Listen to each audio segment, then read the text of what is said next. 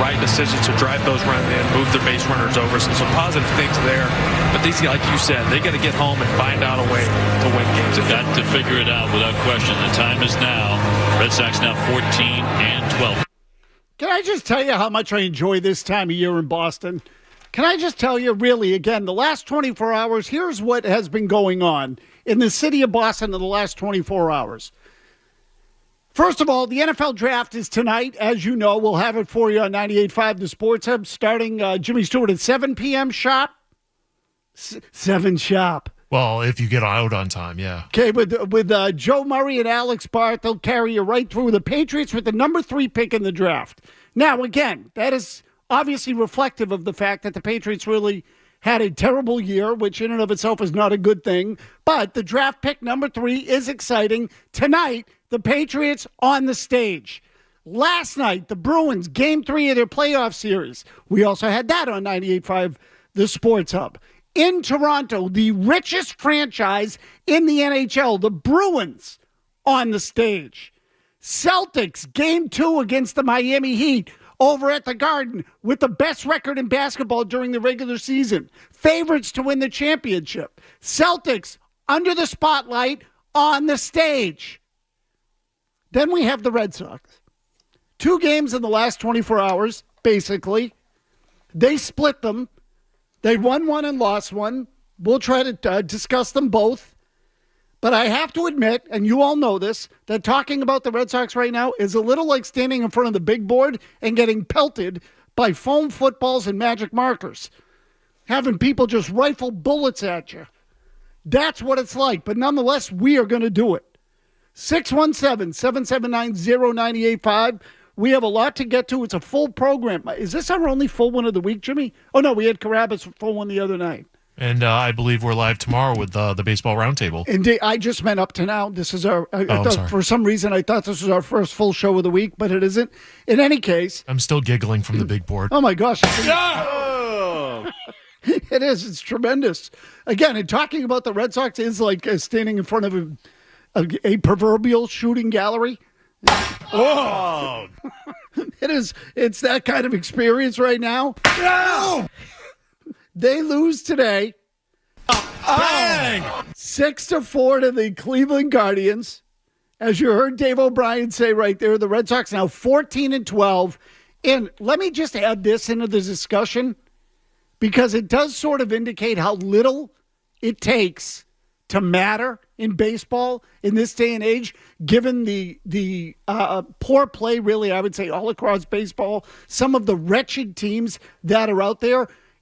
If we were to look at such things right now, Jimmy Stewart, did you know the Red Sox are a half game out of the wild card? Half game out. Now, again, it's only 26 games. Foolish to look at playoff standings this time of year, but I use it purely as an educational exercise to let you know how little it takes to actually be in the hunt for a playoff spot. A 500 team like the Red Sox, effectively, 14-12, that only beats the bad teams, is right there in the thick of it for one of the better records in the league to qualify for the postseason. Red Sox are now 10-2 versus Oakland, the Angels, and the Pittsburgh Pirates, and 4-10 versus Cleveland, Baltimore, and Seattle. Could you find a team that more accurately or effectively illustrates the state of Major League Baseball right now than the Red Sox? Really. They're relatively anonymous. Their fans don't really care. I'm not blaming you, just stating fact. And they get beat up by the good teams. They lose to the bad ones. Almost like clockwork. The Red Sox are 7-10 against teams with winning records, 7-2 against teams with losing records. I mean, it is stunning how consistent they are in their overall mediocrity. And that has been true, by the way, despite injuries to the pitching staff, to the positional roster. Slice it up however you want. They come out in the middle. Amazing, astonishing, incredibly boring mediocrity. 617-779-0985. We'll take your calls on anything and everything as it relates to the team. Let me just say also that there are a couple of things we'll get to during the course of the program. The game today in the event you did not see it included more bad defense, some critical mistakes by the Red Sox that again cost them the game. So these might not have been quote unquote official errors, but they might as well have been. And they just indicate an inability or show an inability to make key plays at critical times against good competition. And in some ways you look at the Red Sox and say they could be so much better if they could just catch the freaking ball. So that's number one. Number two, we will point out to you someone that the Red Sox missed out on during the offseason who is not getting a lot of attention or has not gotten a lot of attention relative to the some of the other people that they pursued during the offseason that could really help this team. And I want to play for you something that I think illustrates, by turning back the clock a bit, how much the game has changed really just in the last 7 or 8 years in terms of the micro over analysis that takes place in the game when really simple solutions could provide many of the answers for things that are out there, that how far the analysts and the coaches and the organizations have gone to a fault to fix things that don't need to be fixed. Okay, so again, all of that during the baseball hour here will take up until 7 o'clock. And then for the rest of the night, you'll get draft coverage right here on 98.5 The Sports Hub. So some terrific programming we've had for you the last couple of nights. Bruins game, Celtics game on 92.9, and the draft tonight right here on 98.5 with Joe Murray and Alex Barth. Again, the Patriots, they start at 7, but the Patriots will pick at number 3, which will be, Jimmy, between 8:20 and 8:30. That's the expectation? Yeah, I think so. Somewhere in that 8:20, 8:30, 8:40 range, yeah. Okay, so there you go. We'll take your we'll take your calls right out of the gate. Kicking us off tonight is Adam in Pawtucket on Andrew Bailey and the pitching staff. Go ahead, Adam. How's it going, guys? Hey, first off, the mediocrity or just the mediocrity out of the team is so, like you said, it's so boring. Like, obviously you want them at the top, but if they're doing worse than they were, it's almost more fun to talk about where they could be in the future. But what I'm saying, Andrew Bailey, is holy jeez, they need to stop whatever they're doing with this philosophy in the bullpen or it just in the back end with the pitch coaching. Like they need to stop it. Obviously, it's not working. It's not working in the sense of keeping these pitchers healthy. I mean, they are going down. Their whole starting pitching is just it's not there almost. I mean, I don't know. I just want to hear what you have to think, Tony. Thank you. So Adam, listen, it's a totally fair point. We mentioned this last night. Excuse me. But it's worth mentioning again because it is the only conclusion that you can come to with regard to the philosophy. And you said a second ago it's not working, and I know you clarified that you're talking about the health of the staff. I will tell you that on the field, it is working. This is the part of it that's alarming, but at what cost? So if you look at it in these terms, the top 6 starters in the Red Sox rotation coming out of spring training were Lucas Giolito, Nick Pivetta, Brian Bayo, Garrett Whitlock, Tanner Houck, Cutter Crawford. 4 of them are on the injured list. 4 of them. 2 of those 4 have not had any recent injury history at all. Lucas Giolito had Tommy John way back, really when he was in the minor leagues. Since he became a big league starter, has never missed a turn. Until he came to the Red Sox, they asked him to start throwing his slider harder, which he did during spring training, and his elbow blew out. He's done for the year. Nick Pivetta, who during his entire time in Boston has been nothing if not durable. The greatest asset that Nick Pivetta has is his durability. He made 3 starts before he went on the injured list. He's been throwing sweepers more than he ever has before. Garrett Whitlock, who is injury prone, strained an oblique. The Red Sox initially suggested it might not be a big problem, as they did with Nick Pivetta. You know what happened? He ended up on the injured list as well and still hasn't come back. Neither has Pivetta, by the way. Now Brian Bayo also on the injured list with shoulder stiffness in his lat, just to the side of his right shoulder. He is now out. Cora said they're expecting him back quickly, but again, who knows? 4 of them gone. Meanwhile, the Red Sox continue to throw sliders like they're going out of style. So when you hear all of that, how can it possibly be a coincidence? Just bad luck? 4 of the 6 starters go down? And again, I got lots of theories on this in terms of why you would get injured. It's not always just purely about the torque. It's also about introducing new pitches to pitchers who never really threw them before, who maybe are using different muscles or different delivery, different grip that puts different strain or pressure on their elbow. Whatever it is, stress, you get the idea. They have been dropping like flies, and we're not even out of April. In fact, we still have almost a week to go in April. Stunning that you could lose that many starters that quickly, let alone the positional players, which obviously are not under the purview of the pitching coach. So some of it is bad luck. The Red Sox have been hit with an avalanche of injuries. That is hard to remember for any team I've ever seen this early in the season. But the ones on the pitching staff, I think you can absolutely look at the pitching philosophy and wonder. As for the defense, that's no better. We'll get to that when we come back on the Baseball Hour. Stay tuned for more.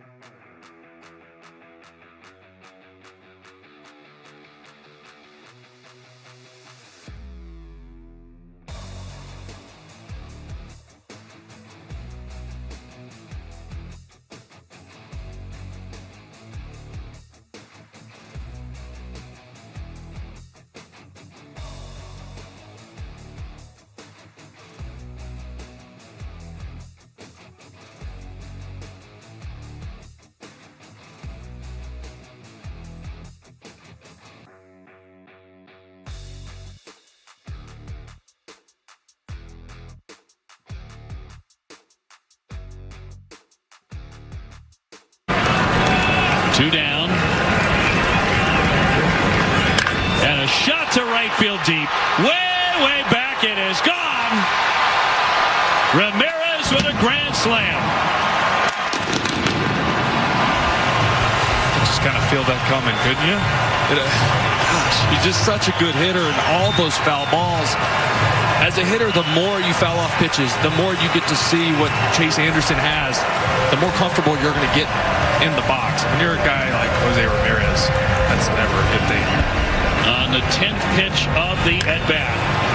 As the backdoor cutter here comes back middle. And, man, you just had that feeling that he was due. Just that tip foul ball. Man, it's right there. Of who the Red Sox are, how their year is going. And when I say their year is going, they're not that bad. They're 14-12. But every time they have a chance to beat someone good, something goes wrong. That is at least partially their fault. Now, this one is totally hard, is not entirely Reese McGuire's fault. In fact, you really can't pin it on Reese McGuire. But it just indicates sometimes how thin that line can be between being pretty good or just being, eh. And the Red Sox are, eh. So the situation today was it's a 1-0 game. 1-0 game in the second inning. The Red Sox are very much in it. The Guardians load the bases, and I think, if I'm not mistaken, the Red Sox got themselves into Chase Anderson got himself into some trouble there by walking guys in that inning. He either walked 2 or 3 to load the bases. Again, we were on the air at the time, so it was hard to keep up with some of it or getting ready to go on the air at the time. So Anderson then falls behind Jose Ramirez with the bases loaded in a 1-0 game. Falls behind him 3-0. 2 strikes, then a bunch of foul balls, and on the 9th pitch, Ramirez is a foul tip that goes directly into the mitt of Reese McGuire. And when I say directly, some foul tips will glance off the side of the mitt. Some of them will, hit the catcher or, change direction and go down, hit him off the shin pad, whatever. This went right in the glove and then squirted out. It was within a whisker of being an inning-ending strikeout. Instead, McGuire can't hold on to it. It ends up going for on the next pitch, a grand slam that makes the game 5-0. So what could have been no runs, or, would have been a 1-0 game, but no runs, only 1 run in the inning because they had already scored in that inning. What could have been 1 turned into 5. The Red Sox then lose the game 6-4. They closed to 5-4 before they allowed another run late.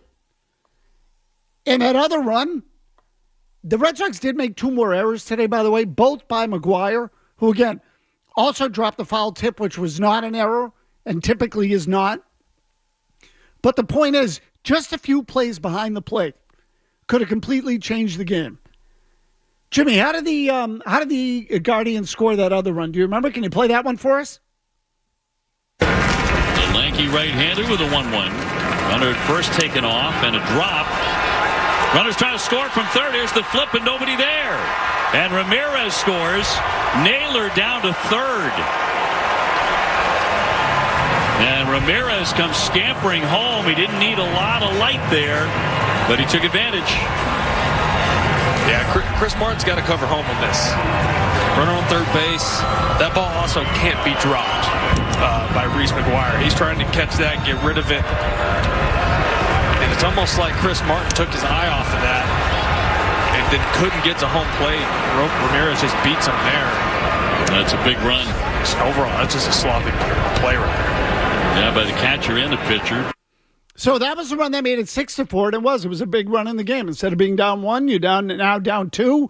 Now the Guardians, have more margin for error, et cetera, et cetera. And on that play, McGuire flat out missed the pitch. Again, that wasn't one of the 2 errors. It's a pass ball. Technically doesn't go down as an error. Goes down as a pass ball. So McGuire had a drop foul tip. He had 2 errors, both on throws, and a pass ball that led to the 6th run. The drop foul tip led to the grand slam The 2 errors, incredibly, did not produce a run. So that's how it went for the Red Sox today. I want to get to the defense and catcher overall, as well as some other things, but let's take a couple of calls. Martin's in Texas. Martin, what do you got? Hey, Tony, going off what the last caller said, he's partially right, but besides Giolito and the other pitcher that got the elbow strain, most of the injuries weren't even arm-related. But it's not even just the pitchers. The whole lineup suffering all these injuries. They need to do something about the medical staff. They're the same holdovers from the last couple of years when so many players have gotten injured. They need to change up the regimes and the staff and the routines for the players a little bit and just get them more of an emphasis doing stuff like stretching, because now they're throwing different pitches, too. They're using muscles that they didn't normally use in their previous routines and pitching repertoires. So, Martin, just quickly, when you say most of the injuries aren't arm-related, who are you talking about in particular? Like Garrett Whitlock's oblique or side or something like that. Another one of the other pitchers, it was like a similar muscle, like a leg or an arm or a side, or not the arm, the side. It was a lat. The oblique or something. You're talking the about lat. Yeah. Now, see, I would put the lat under arm injury. Okay, so that's why I asked, because I think Whitlock's the only one that's not an arm injury. I think the lat qualifies as an arm injury because there is some sort of connection to the shoulder. I don't think that's totally arbitrary. But the other ones, and even if you do include those two as not being arm injuries, I would tell you that certainly the other two are. Nick Pivetta was a flexor strain in his elbow. Lucas Giolito blew out his elbow. I put Bayo in the category of an arm injury. I do. I think that, everything sort of in that part of the back and shoulder is kind of connected. So I think one leads to the other. Think of it in these terms. The precursor to an Achilles injury is often a calf strain. So because the two are connected. So I think there is some sort of connection there as it relates to the arms and the pitching approach. The other thing is, when guys start tensing up and trying to spin the crap out of the ball, I don't know, could that be a reason why? The only one that I sort of leave in a separate category is Whitlock, because Whitlock has been hurt every year he's been here.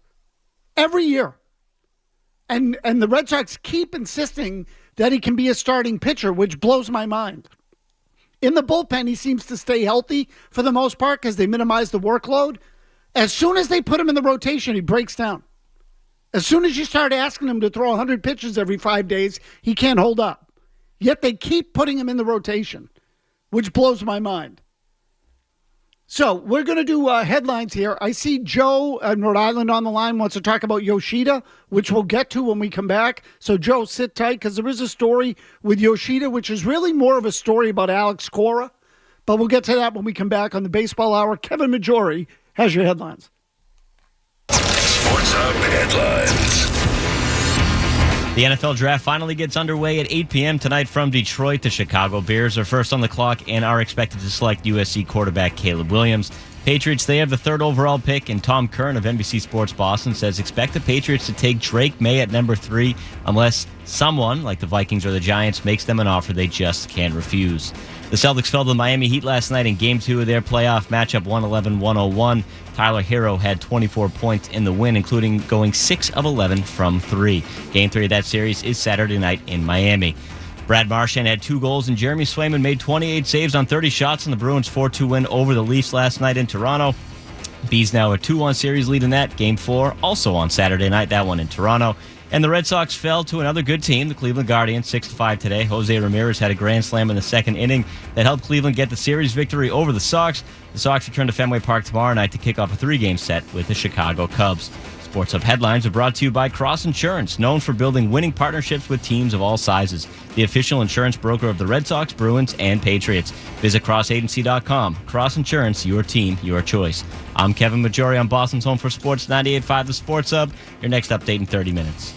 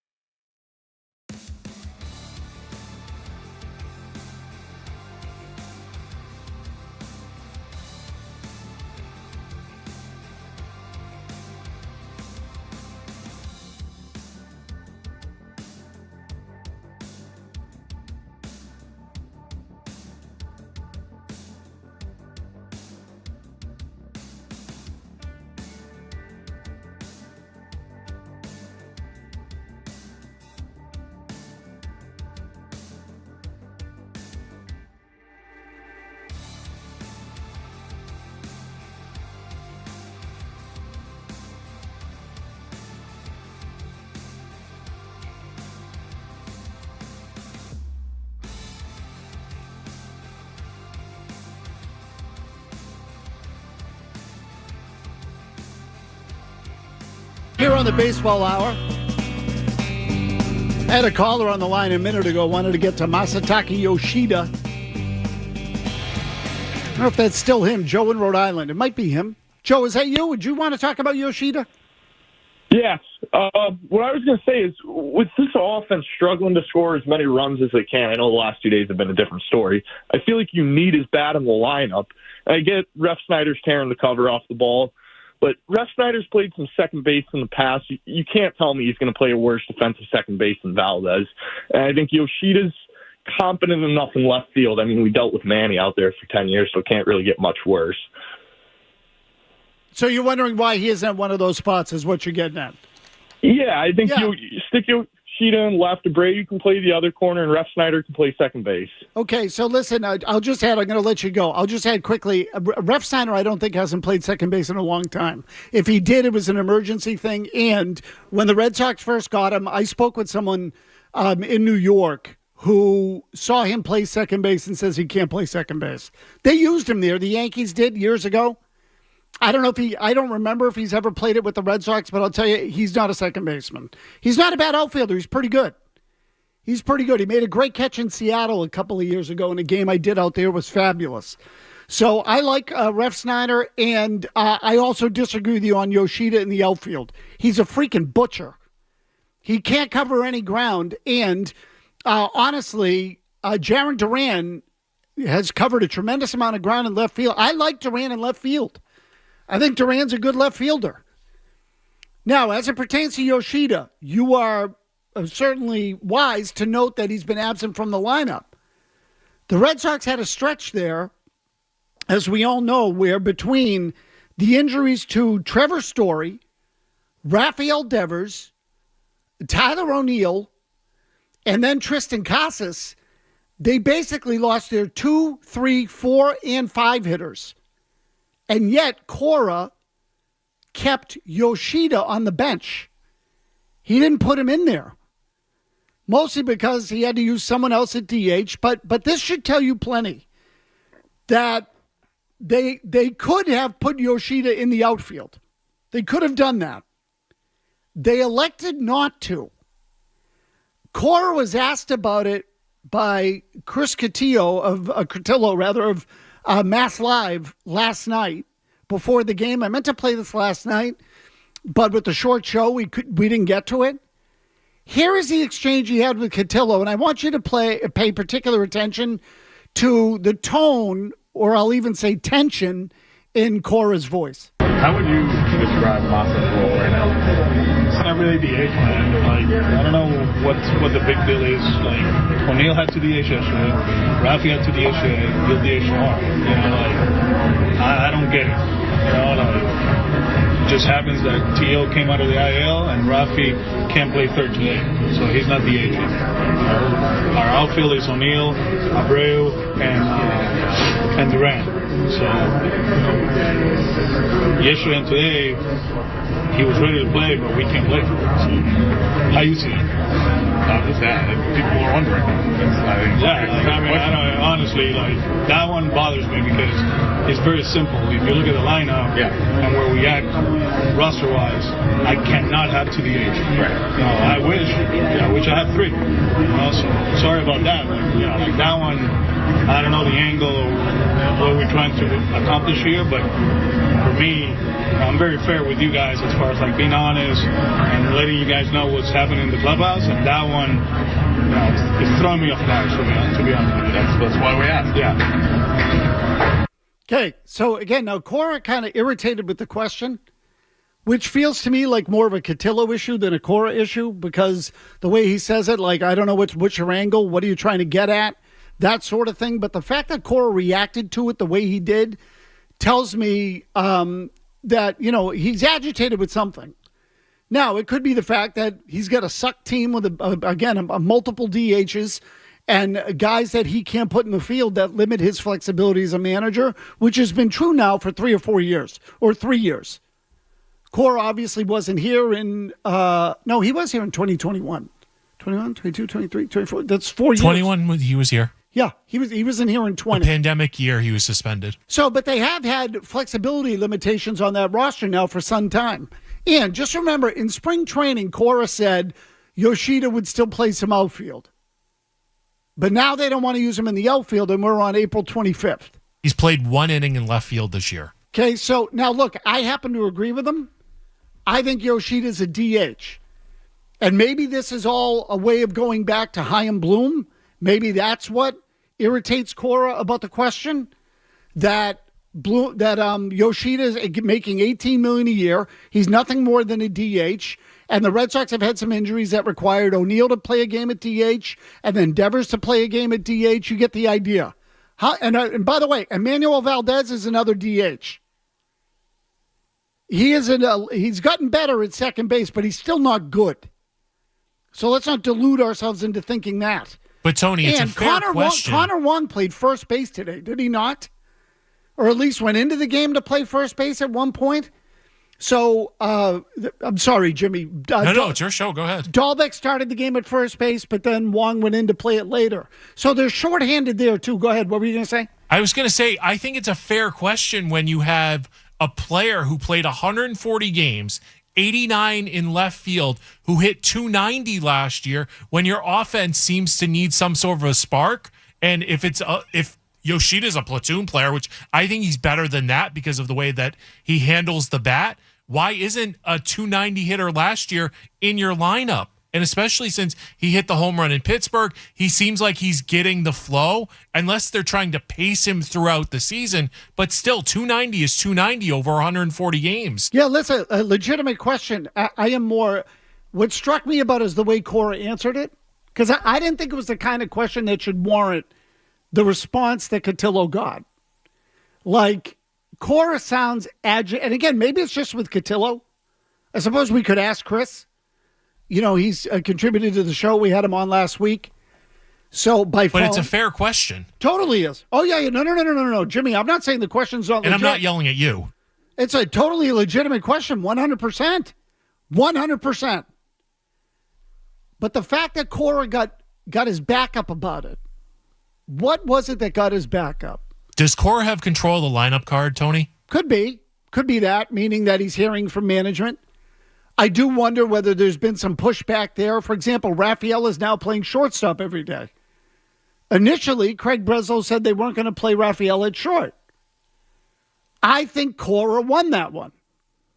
I think Cora said, we need a shortstop. We can't keep putting David Hamilton at shortstop when he's not ready to play it in the big leagues and may never be ready to play it. So it feels like he won out. My guess is maybe the front office said to him, put Yoshida in the outfield. And Cora didn't want to do it. Maybe that's what struck a nerve. So, Jimmy, it's an excellent point to bring up, because maybe there is some sort of disagreement with the front office about putting Yoshida in the field. And Cora's looking at it going, are you serious? You want me to put that guy in the field? Did you watch him play last year? We're going to go through this again? Because Cora's reliving his nightmare. He's reliving it with the pitching staff. Houck, Whitlock, those guys were in the bullpen. But because Breslow came in and had to see the whole operation again, now Cora's got to live through it again. He's probably pissed about Whitlock, too. He knows Whitlock's not as good as a starter. All the numbers prove it. But because the new GM is here, Cora's now in a position where I got to live through this again. I got to watch the same mistake with Garrett Whitlock and Yoshida and Emmanuel Valdez and whoever else, because what? Because you weren't here and weren't here to see it, so now we have to do it again? So maybe that's what it is. I think that's a good candidate, Jimmy, now that I think of it. Brian in a car. Brian, what do you got? How are you, Matt? Big fan. Good. What's on your mind? Aside from I thought I'd talk about something a little different aside from the garbage product they're putting on the field. I took my kids to their first Red Sox game last week, the Thursday day game. I've been going to Fenway since 1984. The amount that Henry is squeezing us and gouging us at this place is unbelievable. We're going to be priced out no matter what, $400 before the first inning, whatever. But my son wanted ice cream, 1 hour for an ice cream. 45 minutes in a different line for a fried dough from my daughter. You go to a Celtics game, You walk in and out in 5 minutes from every concession stand. And my main point is John Henry is just making this experience so miserable for everybody in this town. And I am just cashed out on this team. So, Brian, you're not alone. A lot of fans feel the same way. Again, and all I can tell you is you have power as a fan, so you have the right to do whatever you want to do. Jimmy, did you see any of the stuff on Twitter last week about how there are now automated checkout machines at Fenway? Like, you go into a convenience store now, you can check yourself out, or at the grocery store, what have you. Everybody's got them. That apparently they now have them at Fenway concession stands. Did you hear about this? I haven't, but I'm not surprised. The TD Garden has, you swipe your card on the way in, they scan it, and you pick up your items, and then you walk right out. So I only saw this on Twitter, and I think it's worth mentioning because I laughed at it. I thought it was funny that this guy used one of the automated terminals at Fenway Park to pay for his concessions. And then at the end, there was, and, had the same complaints that the caller just did, that, the cost for concessions, as has always been the case, is outrageous. They gouge you. Always have. So at the end of the transaction, the caller or the guy on Twitter got a message that said, "Do you want to leave a tip?" And he said, "Tip? For what? I'm already paying out the ass for the ice cream or the chowder or the hot dog or the popcorn. No person helped me with this transaction. Why do I have to leave a tip? Why are you even asking me to leave a freaking gratuity? What is the point of that?" And I happen to agree with that. Yeah, you're right. If there's no human, why are we doing this? A gratuity for who? What, the IT guy? When the system breaks down? So now the only thing I don't know about the concessions is whether that money goes to the Red Sox or to the concessionaire.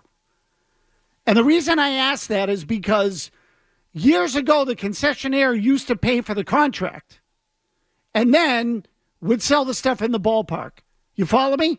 So they would pay, and this was a point of contention when the Red Sox were sold, because right before John Harrington sold the team on behalf of the Yawkey Trust to John Henry, he re-upped the concessionaire on a 10-year contract. Oh, that's dirty business. Good job, Harrington. Okay, so that was, and back then I want to say it might have been Aramark. Yeah, that sounds right, Aramark.